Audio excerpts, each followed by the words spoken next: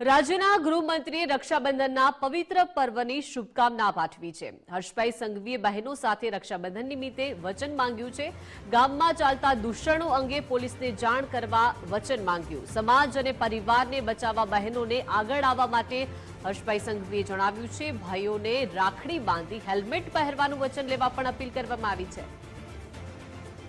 તો આજે રક્ષાબંધનની ઉજવણી કરવામાં આવી છે। તે દરમિયાન રાજ્યના ગૃહ રાજ્યમંત્રી હર્ષભાઈ સંઘવીએ બહેનો પાસેથી વિવિધ વચનો લેવડાવવામાં આવ્યા છે અને સાથે સાથે અપીલ પણ કરવામાં આવી છે કે ભાઈઓને રાખડી બાંધી હેલ્મેટ પહેરવાનું વચન પણ આજે લેવામાં આવ્યું છે। રાજ્યના ગૃહ રાજ્યમંત્રી હર્ષભાઈ સંઘવીએ રક્ષાબંધનના પવિત્ર પર્વની દરેક લોકોને શુભકામના પાઠવી છે। સાથે જ બહેનો સાથે રક્ષાબંધન નિમિત્તે વચન પણ માંગવામાં આવ્યું છે। ગામમાં જે દૂષણો ચાલી રહ્યા છે તેના માટે પોલીસ ફરજિયાત જાણ કરવા વચન માંગ્યું છે।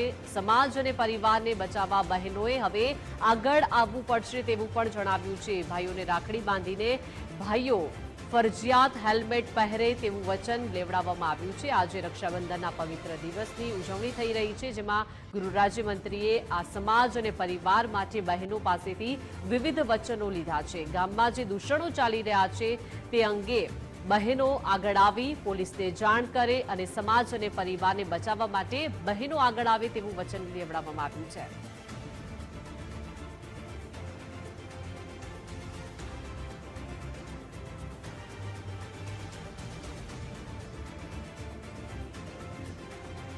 તો રાજ્યના ગૃહ રાજ્યમંત્રી આજે રક્ષાબંધન પર્વની ધામધૂમથી ઉજવણી કરી છે।